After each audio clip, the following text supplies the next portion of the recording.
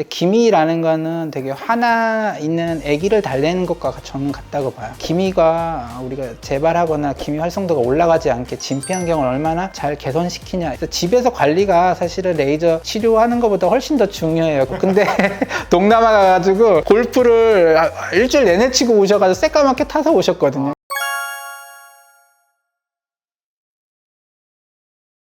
네, 안녕하세요. 병원 어디가 최재민 PD입니다. 안녕하세요. 춘천에서 병원을 운영하고 있는 공병설입니다. 축하드립니다. 오늘 2층까지 오픈을 하셨네요.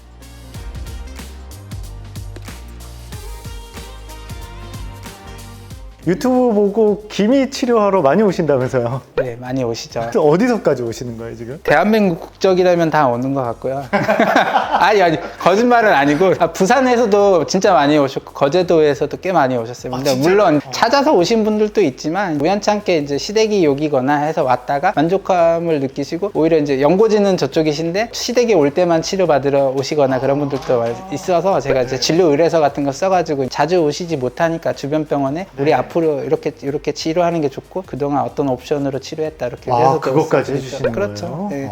왜냐면 저희 병원에서 치료 어떻게 했는지 모르니까요. 네. 사실 그 기미 치료라는 게 정말 어려운 치료잖아요. 근데 기미 치료할 때 굉장히 즐거워하시는 거를 제가 이제 얘기를 듣거든요. 기미 치료라는 게 어떤 거예요? 기미 치료라고 하면은 레이저를 이용해서 색소를 잘게 부셔가지고 내 몸 밖으로 배출시키는 게 중요하다, 이렇게 생각하시는 의사 선생님들도 되게 많으실 거예요. 물론 저도 예전에 그렇게 생각했으니까. 근데 기미라는 거는 되게 화나 있는 아기를 달래는 것과 저는 같다고 봐요. 화난 아기를 혼내는 것만이 답은 아니잖아요. 잘 다독이고 이렇게 화나지 않는 상황을 만들어주는 게 중요한데, 우리 기미라는 건 결국 기미 활성도와 연관이 되고, 멜라닌 색소를 뿜어내는 멜라닌 세포의 활성도와 관련이 있는데, 레이저 치료를 그동안 오래 해보면서 느끼는 경우는 레이저 토닝이나 이런 걸 통해서 색소를 잘게 부시는 것도 중요하지만, 기미가 우리가 재발하거나 기미 활성도가 올라가지 않게 진피환경을 얼마나 잘 개선시키냐, 이런 프로그램도 되게 중요하다고 보여지거든요. 기미가 생기는 원인이 여러 가지가 있죠. 네, 기미는 나이를 먹으면서 노화 과정성에서 발생되는 질환이라고 보시면 되고요. 기미 활성도를 올리는 게 광노화라고 하는 이제 햇빛, 또는 뭐 에스트로겐 농도가 높을 때 기미 활성도가 올라가니까, 여자분들 같은 경우에는 임신이나 출산, 나중에 폐경 직전에 에스트로겐 농도가 뛸 때, 그리고 또 가장 잊으면 안 되는 게 유전적인 요인도 되게 크거든요. 그런 것들을 잘 생각을 해서 치료 방향성을 결정하는 게 되게 중요하죠. 기미가 사실 치료 방법이 뭐 레이저도 있고 먹는 약도 있고 이제는 뭐 바르는 약도 있잖아요. 어떤 상황에서 어떤 것들을 선택하는 게 좋을까요? 기미 치료는 약과 레이저를 병행한 경우에서 약물 치료 단독 또는 레이저 치료 단독보다는 치료 효과가 우수하다는 논문들이 많이 나왔어요. 물론 약이라는 게 다 순기능만 있는 게 아니라 부작용 같은 것도 생길 수 있기 때문에, 네, 기미약이나 이런 것들을 처방을 할 때에도 정해진 기준에 맞게끔 난치성 기미냐, 광대나 눈가 주변에 너무 광범위하게 퍼져 있는 경우가 아니냐, 아니면 레이저 치료 이후에 오히려 PIH라고 해서 색소가 더 과하게 올라오는 경우냐, 아니면 아토피 피부염이나 지루성 피부염 같이 피부 예민도가 올라가 있는 상태냐를 잘 따져서 약물을 처방을 해야 되죠. 약물을 치료를 할 때도 먹는 약, 주사제제, 바르는 약이 있다 그러면 사실 먹는 약이 효과가 제일 좋다고 보시면 되고요. 바르는 약은 이제 효과도 있을 수 있지만 잘못 바르는 경우에 피부 예민도를 상승시켜서 오히려 기미 치료가 잘 안 되는 경향이 있기 때문에, 자신이 없을 경우에는 바르는 약은 저는 처방은 안 하고 오히려 먹는 약만 권하는 경우가 많습니다. 사실 바르는 약하고 또 자외선 차단제를 제대로 바르지 않으면 그 예민도 때문에 더 안 좋아지는 경우도 있잖아요. 그렇죠. 아까 설명한 것처럼 기미 활성도와 관련된 게 광노화라고 하잖아요. 병원에 와서 돈을 되게 많이 쓰시고 의사 선생님이 되게 적극적으로 치료해 주셨는데, 태양벽 밑에서 골프 치시거나 수영하시거나 물놀이 하시는 분들 진짜 많거든요. 제가 강원도 강릉에서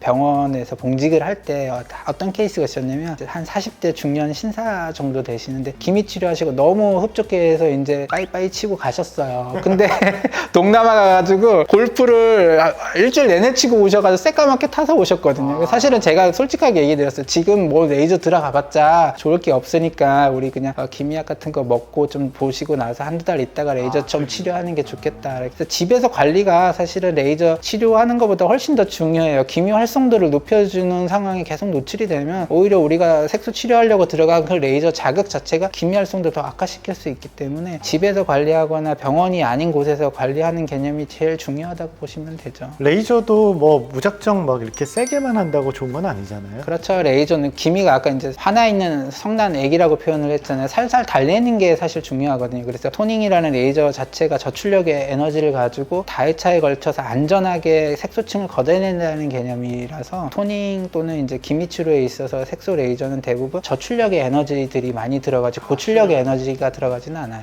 네. 그러면 원장님 기미가 좀 심하신 분들, 기미로 고민하시는 분들은 어떻게 하는 게 좋을까요? 고객님들이 기미에 대해서 많이 아시고 계시겠지만 사실 의료진보다 많이 아실 수는 없잖아요. 그래서 기미가 되게 고민이시고 그러시면 가까운 피부과에 대원해서 의사 선생님과 상담을 통해서 약물 치료가 필요한 경우인지 레이저 치료만 병행해도 되는지 오히려 레이저 치료 자체가 독이 되는 경우인지 잘 판단하시는 게 중요하고요. 레이저 치료를 할 때에도 내가 이제 돈을 쓰고 레이저 치료 프로그램을 시작했으니까 마냥 좋아지기를 기대하기보다는 집에서 적극적으로 선크림 같은 거 귀찮아서 발라야 되고요. 햇빛이 정말 강력할 때는 2시간 이내에 다시 덧발라야 되거든요. 사실 저도 이렇게 얘기하지만 귀찮아서 선크림 잘 안 발라요. 그나마 할 수 있는 방법이 외출 안 하는 거잖아요. 아침 일찍 출근해서 저녁 늦게 퇴근하니까 기미가 심해질 원인이 크게 많지는 않으니까 다행이긴 한데 어쨌거나 외부 활동을 하시거나 이럴 때는 선크림 같은 거 잘 발라주셔야 되고요. 유수분 밸런스나 피부 장벽이 무너진 경우에는 기미 활성도가 더 올라갈 수 있으니까 집에서 보습 같은 것도 신경을 쓰셔야 되고요. 레이저 자극 자체가 피부에 있는 수분을 많이 뺏어가는 성질이 있기 때문에 레이저 치료를 시작하셨다 그러면 보습제는 적극적으로 발라주시고 거기에서도 개선이 안 된다 그러면 이제 수분을 충전시킬 수 있는 히알루로닉산 주사 같은 것도 고려를 해보셔야 되는 거죠. 기미 치료 어렵다고 소문이 많이 나 있는데요. 기미 치료 혼자 고민하지 마시고 가까운 피부과에 가셔서 의사 선생님하고 상담을 하시고 지금 말씀하신 여러 가지 복잡한 내용들이 있으니 그런 것들을 같이 고민해 줄 수 있는 피부 주치의를 꼭 찾으셔서 잘 치료받으시면 반드시 개선시킬 수 있습니다. 맞죠? 네, 맞아요. 기미는 호전시킬 수 있는 질환이고 사실은 완치는 시킬 수 없는 질환이에요. 우리가 아무리 만족도가 높다고 해서 치료를 안 하거나 관리를 집에서 안 하시면 기미는 다시 스물스물 찾아옵니다. 기미를 너무 두려워하거나 막연히 어려워하시지 마시고 병원에 가서 상담받고 치료가 필요한 경우인지 잘 판단하시는 게 중요할 것 같습니다.